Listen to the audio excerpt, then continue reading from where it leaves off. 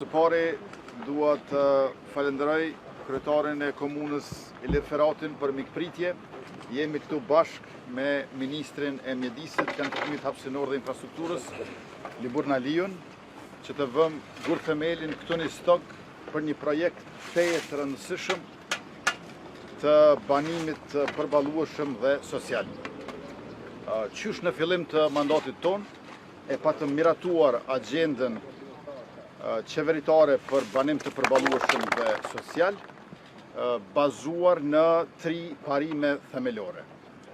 Parimin e gjithë përfshirjes, parimin e mos segregimit dhe parimin e diversitetit.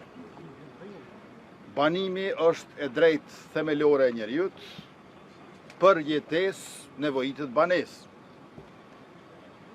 Me këtë rast, në janar të vitit 2024, Ministria e Mjedisit, Planifikimit Hapësinor dhe Infrastrukturës ka hapur thirrjen për komunat për ndërtimin e njësive banesore për banim të përballueshëm dhe social. Me që rast 13 komuna nga 38 komuna saj Kosova kanë aplikuar dhe projektet janë bërë për 5 komuna. Janë dhënë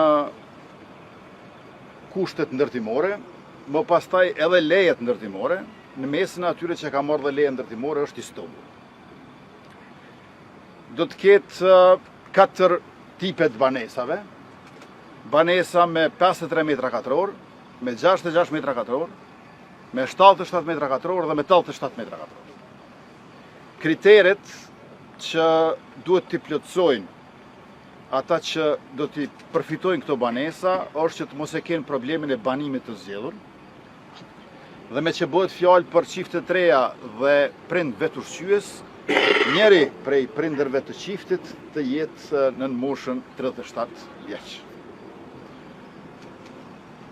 Këtu në stok vlera është 4.900.000 parafërsisht, punimet do të kryhen për 3 vjet dhe komuna participon me lokacion dhe infrastrukturë përcjellëse, ndërkaq pjesa tjetër, investimi kapital, ndërtimi e kështu me radhë është nga ministria. E falenderoj ministrin Libur Naliun, pastaj edhe zëvendës ministrin Jetën Raka që është këtu me neve sot, dhe të gjithë ata të cilët kontribuan bashkërisht që të vinë të një ditë kaq e rëndësishme, vendosje gur themelit për banimin e përballueshëm edhe social në komunën e Istogut, urime e kësaj.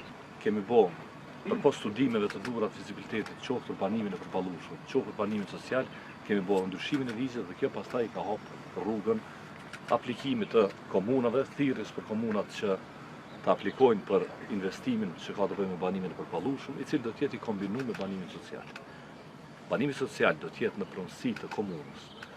Dhe stoku i banimit social do të menaxhohet nga komunat. Pra, 13 banesa në këtë rast nga 65 sosh do të jenë të banimit social, me që rast kategoritë e banimit social varësisht për kategorisë ku janë, do të kenë mundësi që të shfrytëzojnë banesat sociale me qira simbolike ose qira në raport me gjendjen sociale, pozitën sociale në cilën ata janë.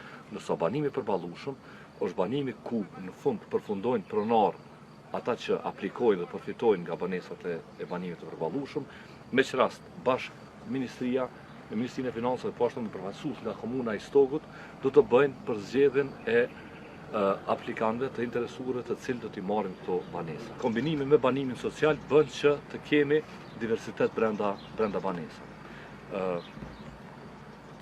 Ministria synon që në kuadër të banimit bashkë me komunat të synojnë politika të cilat raste sociale, banesat sociale të jenë të përfshira edhe në zonat e reja zhvillimore, në mënyrë që të mos kemi geto të rasteve sociale që kemi pas në të kaluar. Uroj që ky projekt përfundoj sa më shpejt dhe çiftet e reja, punëtorët e administratës të mund të shfrytëzojnë banesat e banimit të përballueshëm ato të banimit social.